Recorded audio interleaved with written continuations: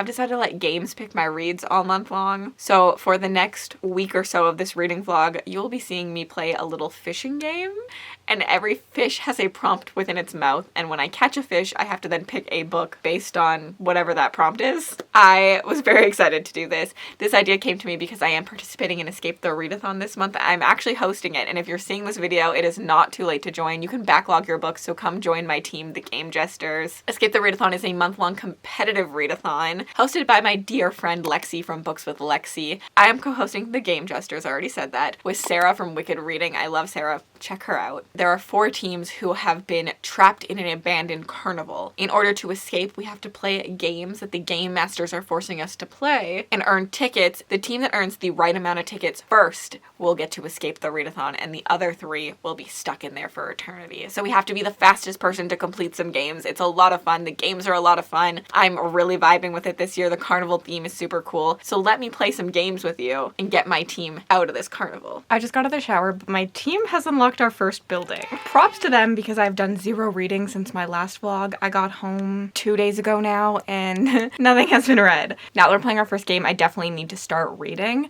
I'm really excited because we unlocked one of my favorite buildings. Like, it has one of my favorite games in it. We are entering a 48-hour readathon. We're gonna be submitting our pages that we read during the 48 hours, and the more pages that we read, the more tickets that we can earn. I think it's a whole lot of fun. I'm not gonna tell you what game we unlocked. However, we did prioritize 5 buildings on Game Jesters. We prioritized Good Fortune, Unfair Wheel, Food Court, Heads Up, and Bullseye Battle. So it's probably one of those. So like, obviously with a 48-hour readathon, I only have 48 hours to read as much as I can, which means I need to prioritize reading, which means I cannot let myself be slumping because I do have some like vacation crud going on. Like, I'm just so exhausted from flying and the adrenaline of seeing everyone. But I'm going to do my first fishing pick and see what prompt I get, and then I'll update you guys again. I'm so excited that we're in a game. It's so fun to see everybody's excitement within the game, and I know how much hard work Lexi put into this, so like, it's fun to see everyone excited about the hard work that she put into it. I feel like this is how it feels watching like your kids do something amazing. Taking your kid to the first day of school. Like, I don't know, I'm just like so proud of her.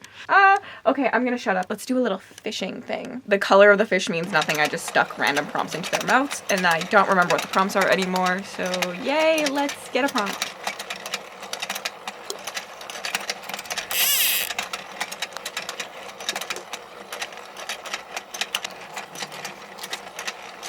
I just picked this bad boy with all its beautiful foiling up at a Polycon, and Mel read it and told me that she thinks I will really, really like it. So I'm gonna read it for my friend Rec. It's a spicy fantasy romance. It's about 300 pages, so I think I'm going to fly through it. And I'm gonna use my little Dunk Tank bookmark as well for this one because I'm just so excited. I am glowing. Where'd it go? Okay, here's the thing. I'm kind of done with my eyelashes at this point, so if you see them getting progressively worse and worse, don't at me. I'm literally pulling them out because I'm just like, I want them gone. They served their purpose, and now I'm like, please leave, because I'm not getting a fill. I'm about 100 pages into the Veiled Kingdom, and so far I'm loving it. Also, ignore my laundry. I was supposed to hang it up. It's a lot of fun so far. I'm really enjoying our 2 characters, and I'm really enjoying the world building, and I think I love when like a title makes sense. Like, the Veiled Kingdom makes sense, and I love that he doesn't trust her. Like, it feels like a true like enemies to lovers vibe kind of style. Like, I'm really, really enjoying this, which is so good because it's so freaking pretty, and I got it personalized at a Polycon. So I would have been really sad if I wasn't loving it. Our main character has a good amount of snark, but I do like that she's not like the strongest character to ever exist. Like, she doesn't know how to fight, and they're teaching her how to fight, and she seems clearly like weaker than a lot of other fan main characters. I'm really liking him. I think he's like grumpy and fun, and I'm really enjoying the dynamic between the 2 of them. The Veiled Kingdom follows our main character, who is a princess, but she has no power, so her dad hides her away because he cannot validate an heir who has no magical power. When she escapes because her dad is very, very cruel, she ends up being caught by the rebellion and forced to work for the rebellion, but they do not know that she is the princess, and she has to hide that from them or else they will use her against her father, and she just kind of wants freedom. She doesn't want to be used in the fight. The thing is, Dakra, who is the son of the rebellion's leader, is kind of onto her, and he's trying to figure out what exactly is going on with her, and feelings start to happen, and spicy scenes are going to be a spicing in this. I've really heard that this is really, really spicy, but I'm excited for it. I don't like to do this often, but I finished The Veiled Kingdom already. I went to bed last night at 50% and was like, man, I'll read for a little bit, and then I'll update you guys in the morning.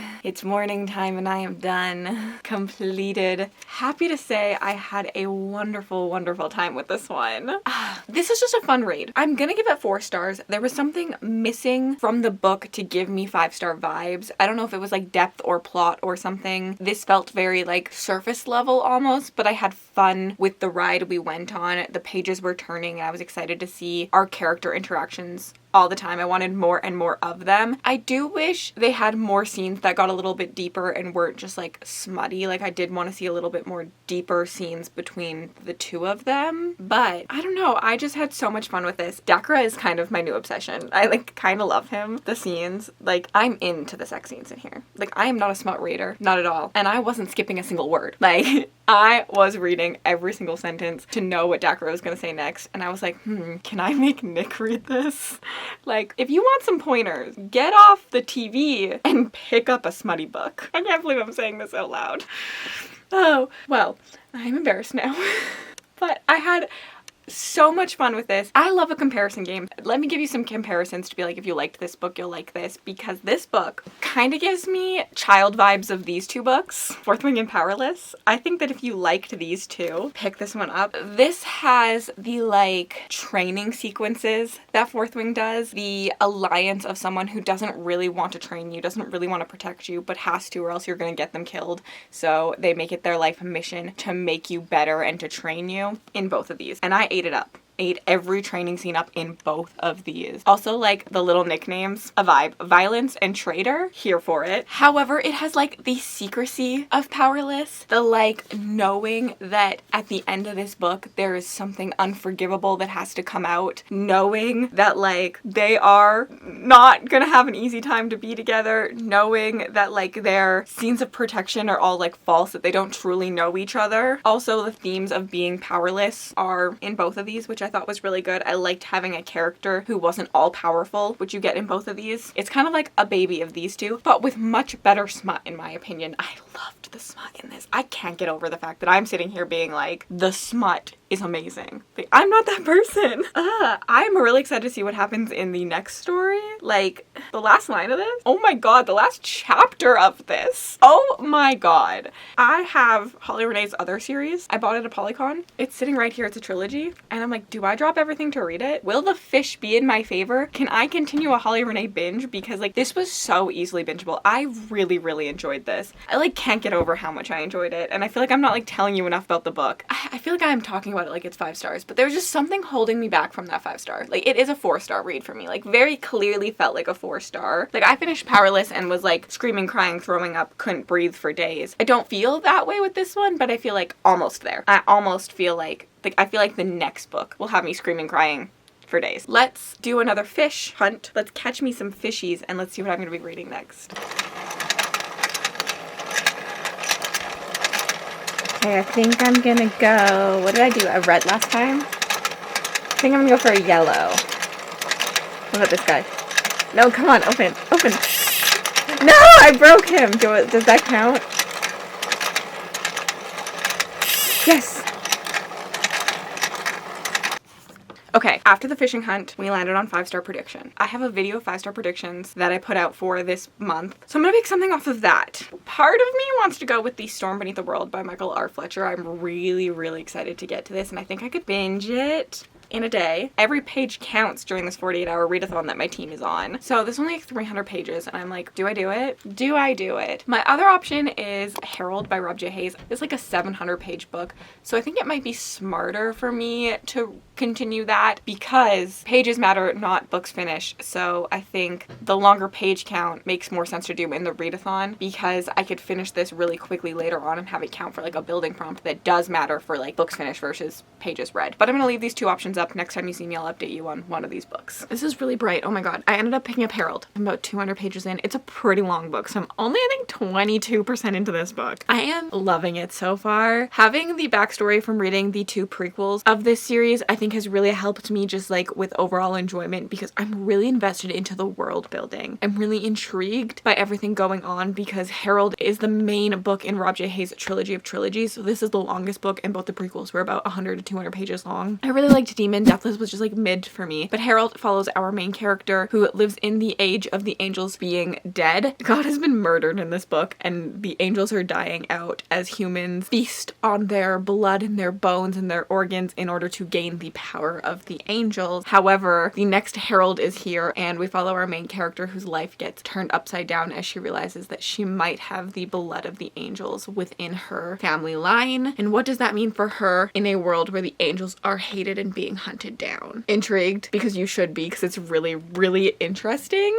Seeing the difference in each of the prequels, which I think it's like 1,000 years between each book, is like wild. And the immortal characters is also fun, like seeing them in each book and seeing like the legacies and how that gets twisted by whoever's in power. Like the concept of history being written by the victors is like insane in this, and it's one of my favorite things to read about. And so reading it with like the rebook ones out is so cool, because you're really seeing how history has been changed as time has gone on, and depending who has the power to change it, who has the power to like hide things. And I'm really, really invested in like that side of things. In this, I feel like we're following a few POVs, but the 2 main ones are like our main character, who is the one with the angel bloods, and then one of the immortal kings who is trying to hunt down the angels. And I'm like ride or die for this little girl who's going on an adventure and is like, I need to be brave, even though I've never had to face a monster in my entire life, but like I can be brave and I'm gonna help my friends. Like ride or die for her. And then on the other side, when we get to the king's POVs, I'm like, I want you to go burn.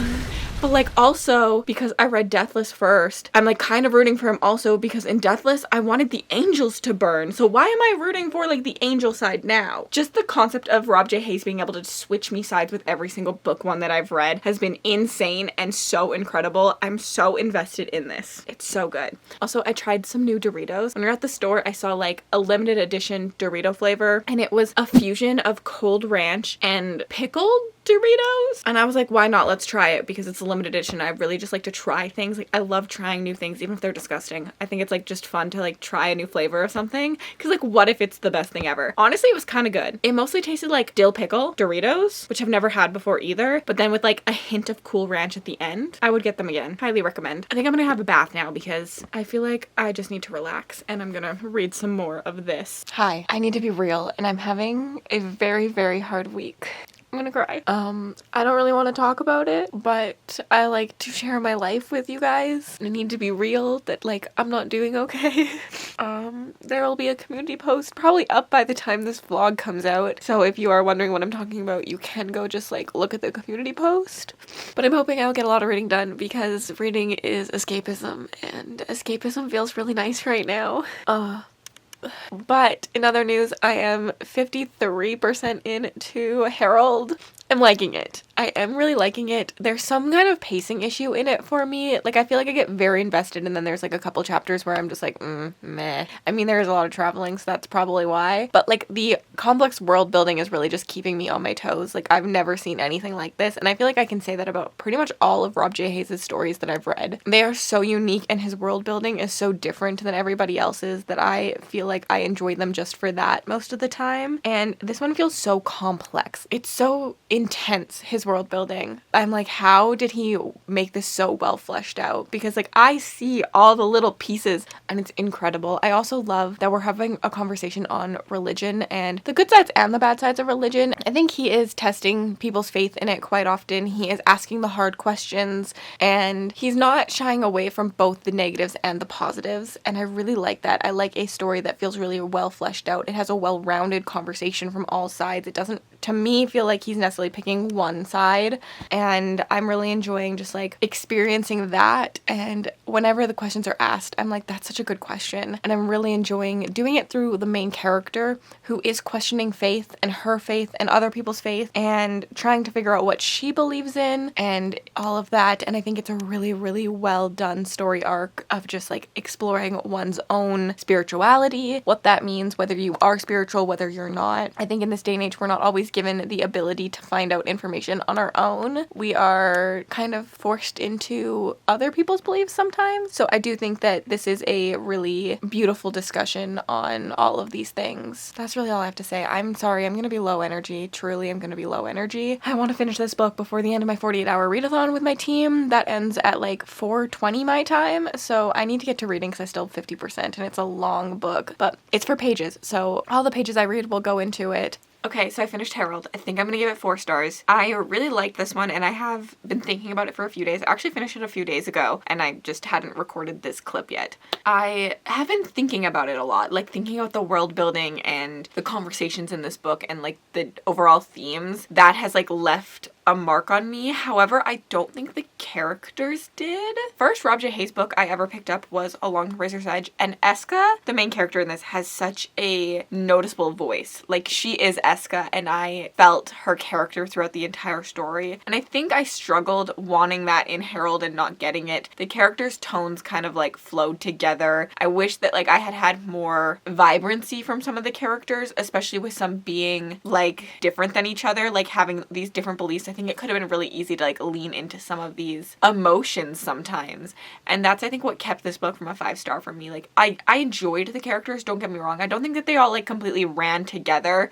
I think I just wanted the voice that I got in Eska in this. Like, I wanted such a stronger like character voice, which, to be honest, I've also read both of these by Hayes, and I struggled with that in these as well. I think I just started with such a emotional character that this is what I look for when I pick up his books. I love his books. Well, we can pretend this one doesn't exist. This series and this book, I think, are both incredible, and I would say that like this new trilogy follows in that path. Demon ended up being my favorite of the 3 book ones in this trilogy. I do think the voice in Demon, Dean, I think is her name, kind of reminds me a little bit of Eska in ways. Like, that was the most prominent voice for me, and I remember that character so strongly and what she had to go through. So I think that's what I really enjoyed about that story. However, I think Harold was more a epic style, political. It felt a little bit too long at times. Like, the pacing was a little bit off, but you definitely went on a like an adventure, a journey with these characters. You were on like your typical fantasy quest trying to like save the world, and I enjoyed it. I don't always enjoy quest stories. I don't enjoy stories with like a lot of traveling, but I do think this was well done. The questions, the answers that we asked and received in this felt very well to life. Like, they felt like very well written discussions, and I really liked the nuance in this book. I really enjoyed this, and I cannot wait to get to book 2s. So I need Hayes to get on them. I need to read them ASAP. I know it's so funny. I like love sitting here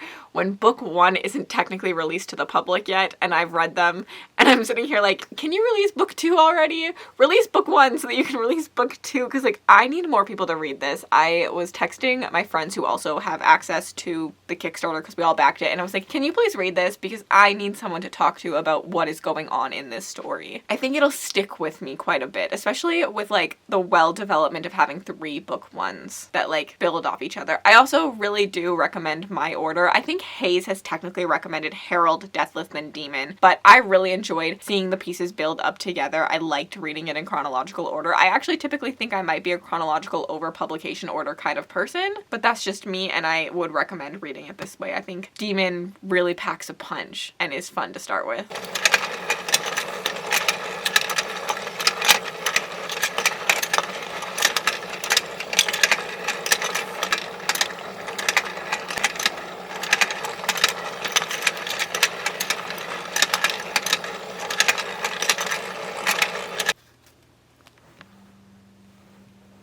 Okay, I've been doing actually pretty good, so I'm going to try my hardest not to cry. Today was a very, very sad day. The community post you can go read, but that happened today, so it was sad. It's been a hard day, but I'm doing pretty okay. I've been escaping into reading and hanging out with my like family and friends, obviously. I went to Nick's inline game tonight, but I did start The Missing by Christian Modglin? I don't know how you say this, as my Lexi rec. Lexi recommended this to me back in 72 Hours when I was looking for just like some fun thrillers that she thought I might like. She recommended this one. She said there's a potential for me to like this one, and it's pretty quick, so I'm going to be reading this. I only made it like a couple chapters in, so we were like just got to the island and the setup. Like, I think I'm like 2 chapters in, not far in at all actually, but we unlocked a game, so now I'm in a game, but this will work for a prompt in a game, so that's okay with me.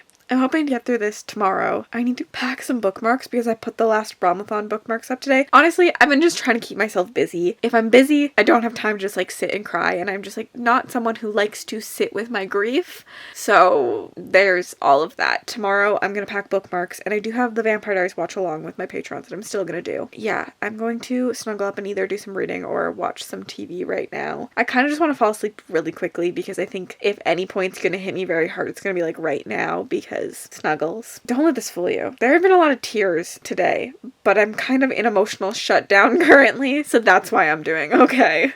Because I had to tell a lot of people today. Yeah. And it was the best decision we could make, so there's that. I'm so awkward when I'm like this. So my hands, like, what are they even doing? I don't know. I'm just trying to, like, survive at this point. I ordered some pho. It's honestly my comfort food. It's what I go to whenever I'm sad or upset or hungover or, like, just, like, feel kind of icky. So this is gonna make me feel a little bit better today. Other than that, I've made it to chapter 13 of The Missing. I'm honestly not loving this. I'm kind of bored. It feels like nothing has happened. I think I'm probably about 26% through. I'm not sure I will be continuing this one. I really haven't decided. It's a quick read. Like, I only have an hour and 32 minutes left. So, like, maybe I will continue it. But at this point in time, it's kind of boring. There's a lot of romance, and the main character just kind of annoys me. I don't know why this is pulling so red today, but it's just gonna be what it is.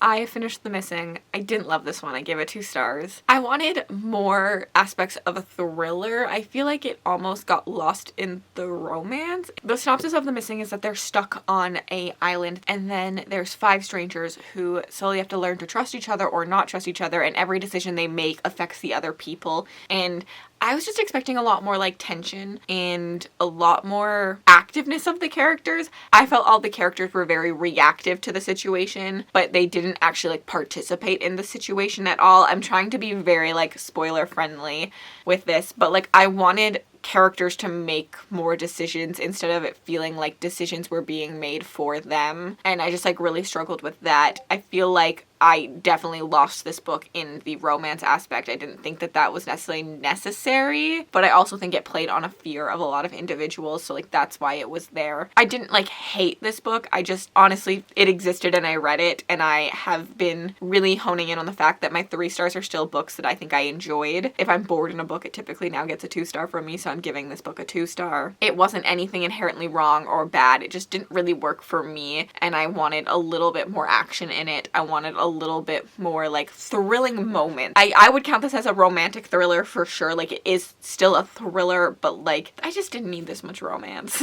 Truthfully, it didn't help the story along for me. That's it. That was not a very well thought out review, but just not loving it. Okay friends, it's been a day or 2 now, and it's the 10th, and I haven't read anything else, which is okay, because I did read 3 books in this vlog, which is pretty good for me, especially considering what last month was like. But I'm ending this vlog here, and I'm transferring my next reads to my next weekly reading vlog that'll be coming in the next 10 days. I'm going to spend another 10 days reading things for Escape the Readathon, so definitely go check that out. And if you're still thinking about joining Escape the Readathon, it's not too late. Here's the announcement video for you to check out.